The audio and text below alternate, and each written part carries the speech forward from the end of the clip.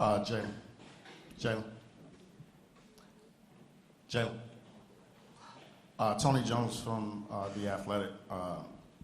My question is, what's this summer been like for you to, just kind of handle mentally, emotionally, in terms of, just dealing with upheaval for the first time in your career, and, what's it like now that you kind of have some finality with your situation and that you can move forward? Thank you. What's your name again? Tony Jones. Tony.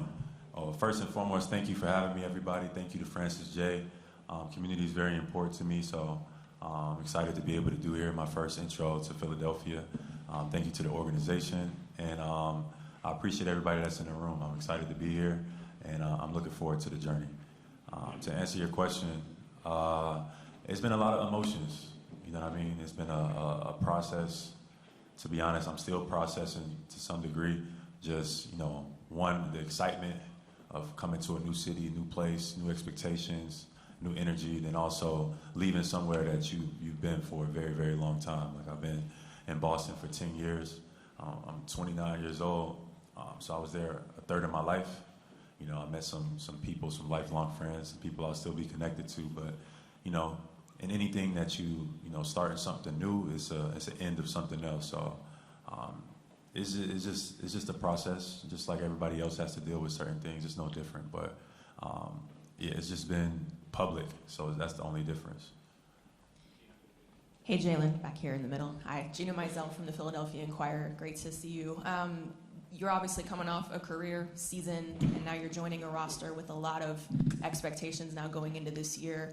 As you've gotten to know some of your new teammates and sort of gone through that sort of processing thing, just what do you feel like this team most needs from you, both on the court and off the court, especially with the championship experience that you bring? I'm not sure completely yet. I think we'll figure out as time goes on, as we start to spend time with each other, get on the court, and have conversations, etc. But I'm excited to just be myself. I think that's one thing that I can promise the city and the organization and the coaching staff, that I'm gonna come in every single day and be myself, put my best foot forward, lead with my integrity, lead with my mentality, and lead with my capacity and my will to win. So we'll figure out the X's and O's and the ins and outs, but winning is the agenda. So that's the first thing that's on my mind. Hi, Jaylen. Over here. Adam Aronson from Philly Voice. You've played against this team more than any other in your career. I'm curious, you sort of alluded to it, the process of not just turning the page on your 10 years in Boston, but sort of processing that this team that has been a rival of yours for so long is now where you're going to be. Just what has that sort of been like, and how have you sort of processed that aspect of it as someone who's competed against this team for so long? Yeah, as someone who's competed against Philadelphia for a large amount of time, one thing I can say is the fan base here is incredible. Like, they really get behind the guys. It's one of the harder playing arenas to be in, with the intensity level, with the engagement. So with the fan, they just, you could tell that they love the city and the team here. So that's the first thing that you notice. And then other than that, the talent level, it's always been talented players that have come through Philadelphia since, I've been in the league, and this team now is no different. So being able to watch some of these guys from afar, Maxey and Bede, et cetera, and them developing their careers and even having a relationship with them even before I got here, it's nothing but respect. Some of the best players in the league have been in Philadelphia, and now we're just all coming together. So I'm looking forward to the journey. Jaylen, right here. To your right, Pat Gallen from CBS. What has your communication been so far with members of the organization, Joel, Tyrese? I'm sure they've reached out to you, but what has that level of communication been? And who reached out first? Who was the first one to get in touch with you after the trade? Damn, who was the first one? I'm not even sure. When it first got traded, I just threw my phone across the room. But who was first? It might have been Max. I think Max, he reached out to me first. He reached out and was like, I know it's a lot of stuff going on right now, but, we excited to have you and stuff like that. Maxey and VJ was probably around the same time. But I would say that. What was the other question you asked? Oh yeah. We talk damn near every day almost. We got like group chats, multiple now, and we we all trying to figure this thing out.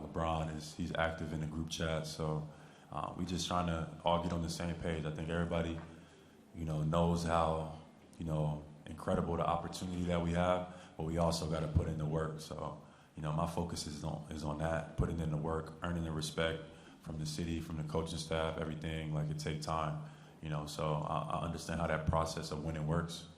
You got to build from the foundation and build up. You can't skip steps. So we're not skipping those steps. We started early. Jaylen, in the back here to your left. Adam Himmelsbach with Boston Globe. You mentioned on your live stream that there was kind of communication from the Celtics during the process, but then something changed and you felt like there was kind of a lack of respect shown. What bothered you about how this all transpired? The whole process. But to be honest, my mind is so focused on what's in front of me. To be honest, I'm moving on.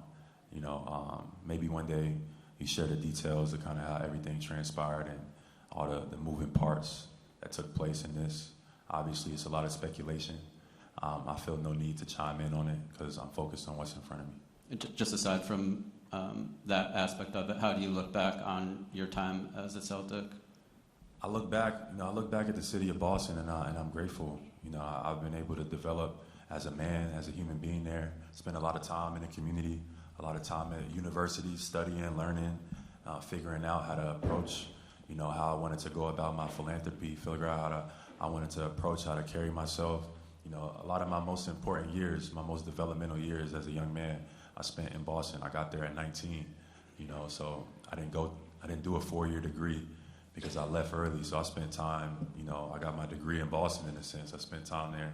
So the relationships are still there. The connection is still there. I'm looking forward to continuing my foundation work and as well as expanding it to Philadelphia. But, I'm very grateful for my experience. My tenure in Boston, 10 years is a perfect cycle, perfect number for completion. So now we won a championship, and I have nothing but respect for the city of Boston. But now it's time to move forward a little bit.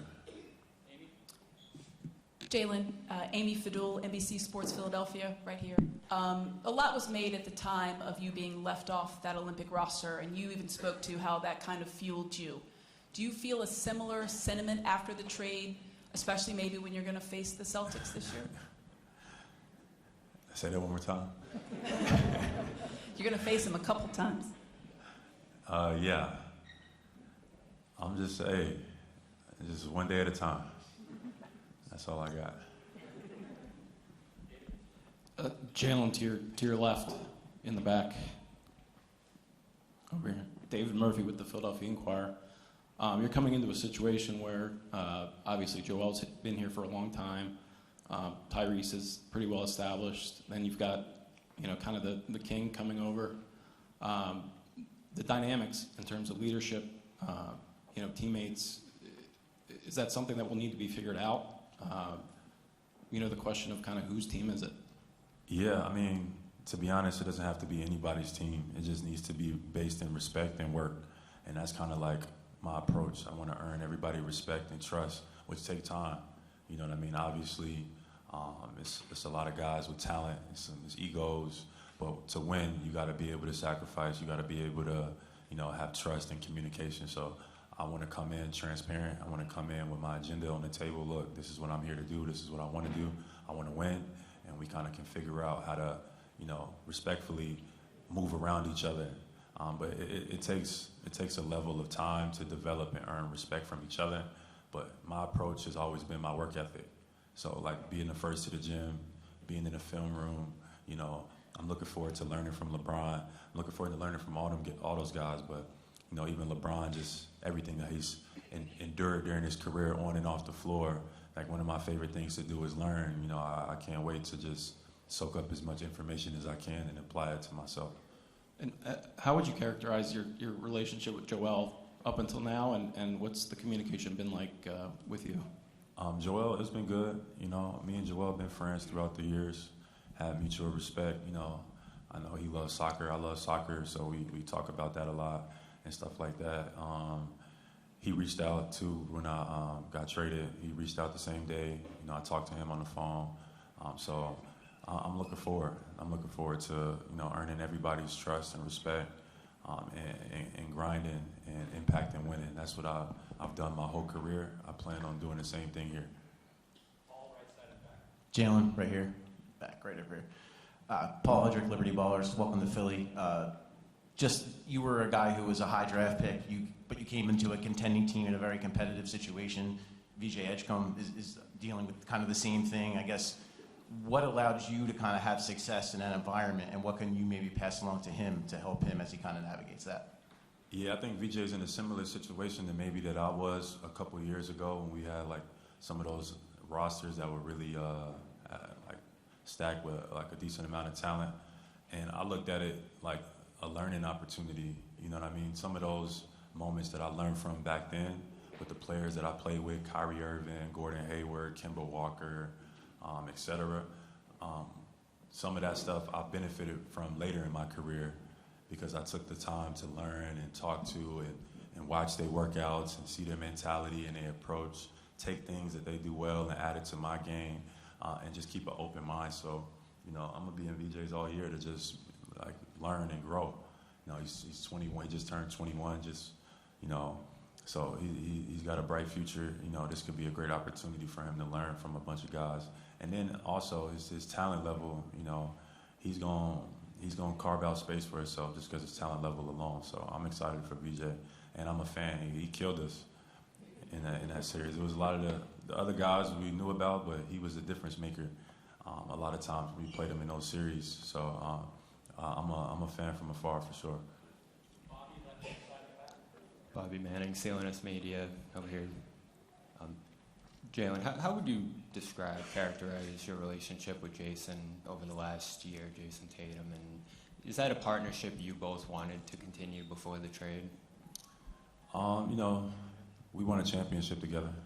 So anybody that you win a championship, you would think like that's what, you know, a brotherhood or a lifelong legacy would entail.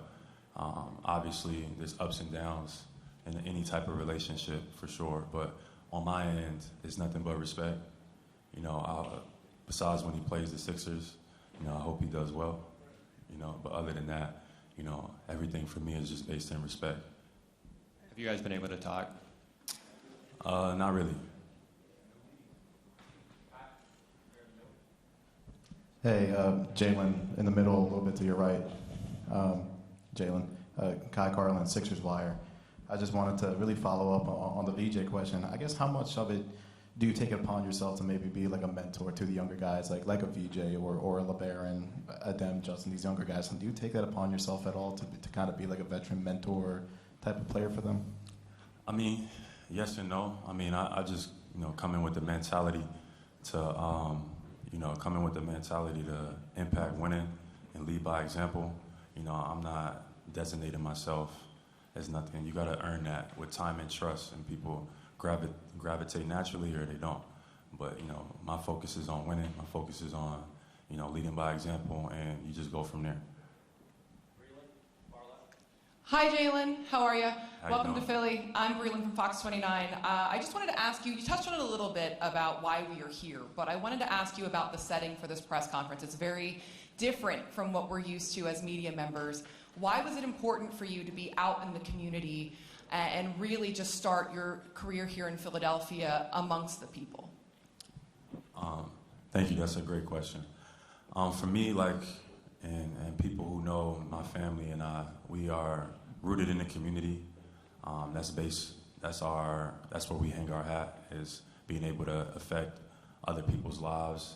I think we're very blessed. I think we've been able to help our own family and be able to, you know, kind of change the course of what our generation or our family name could possibly do. But we look forward to being able to impact others and being able to touch families and households that we may never get to see.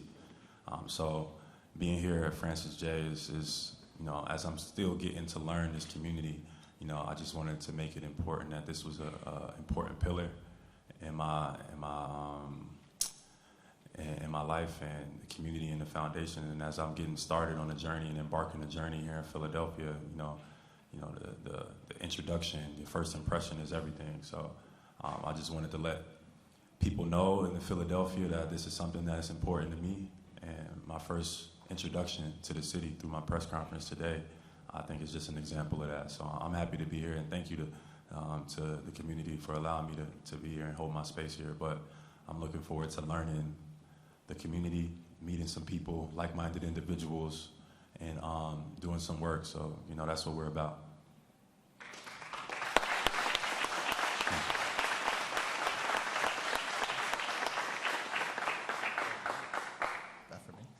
Hi. Dan Gelson with the Associated Press. Jaylen, with so many traditional high-volume scorers on this team, I mean, you have scoring champions, you were fourth in the league last year. Do you feel you're going to have to change your approach to how you are going to score? Is there enough, the common question is there enough ball to go around for four guys who are used to scoring so much? Is there anything you feel like you'll have to do to adapt to so many teammates who can score? My focus is winning. So, I mean, obviously, other people's focus may be scoring, and my focus is going into every practice, every meeting, every shoot around, every film session is like, how do we win night in and night out? So sometimes that may change, sometimes it may look different, but whatever it takes, at this point in my career, nothing else really moves me.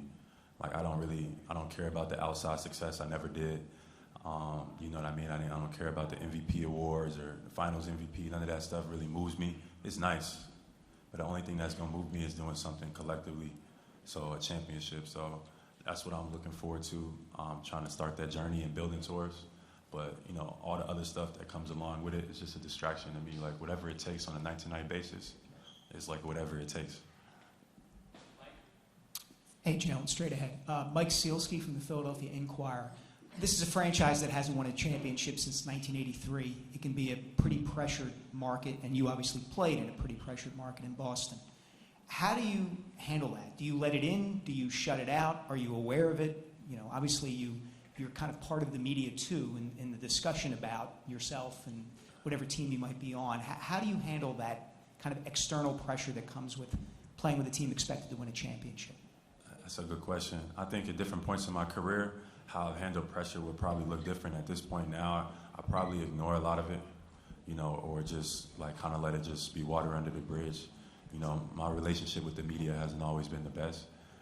That's part of the reason why I started streaming and stuff like that. But for me, how I handle pressure, I played in Boston for the last 10 years, and the pressure is high there. It's title town. They expect to win every single year, and they're always looking for someone to blame. So some of those years it was me, and so I've been through that. You know what I mean? So all I come with is my work ethic, my mentality, impact on winning, and that's just my approach. Like I come with nothing else matter. Like just how do we win games? Jaylen,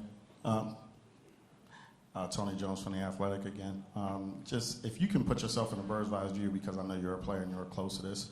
Can you describe Philadelphia's offseason to you in terms of just the collective and getting you and being able to get LeBron, but also Dean Wade and Anthony Simons, just everything that the front office was able to accomplish, and what were your thoughts on that?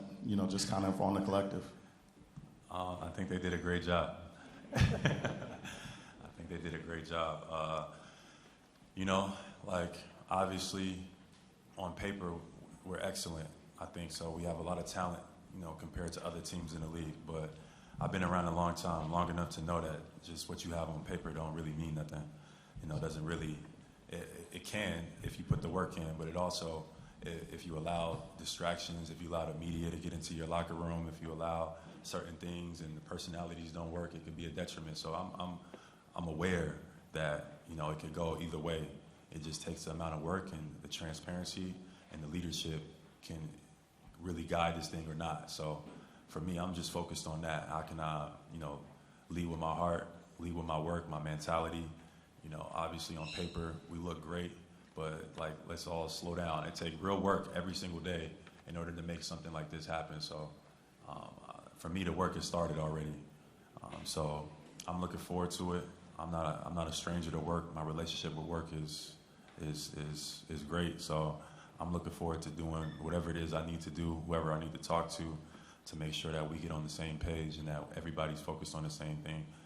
Because that we do that, then we'll be where we want to be. Final question, back left, Gary Washington. Jaylen, Gary Washington, Boston Globe. How difficult have the past 6 weeks been? You were obviously open for, the Giannis trade potentially didn't go through. Then you were kind of dangled out there for a while, and people started kind of dissecting your game, dissecting your personality, your impact in the locker room. How did you deal with that, and how difficult was that? And now are you motivated to change what people think of you? Yeah, how difficult? What's the honest? How do I answer that, Gary? I don't know. I feel like I've dealt with that for a while, internally, externally. You know what I mean? I just choose to not focus on. I choose to focus on what I focus on. Obviously, it got to a threshold this offseason that was a little bit higher than it's been in the past, right? Where I think people attacked my character. Someone even went as far as said I had a disease, you know. So it's been a crazy transition, to be honest. But none of it is completely surprising, you know. Even though like some of these things were said externally, you know, internally, and through organization and stuff like that, there's been conversations that, you know. So to be honest, how surprised was I? I wasn't that surprised. It's just been a crazy process and transition, and then obviously getting traded to the Sixers, like somebody that you competed against for the last 10 years, you know, someone that you've just been a rival, and that was a process too. So it's been a lot of stuff, and then having to move your family and move places, and it has been a lot, but you know, people deal with it every day. You know, people have to change, relocate, you know, players, you know, I'm not complaining up here. I mean, I appreciate you asking the question, but it is what it is. So, like, let's get to it.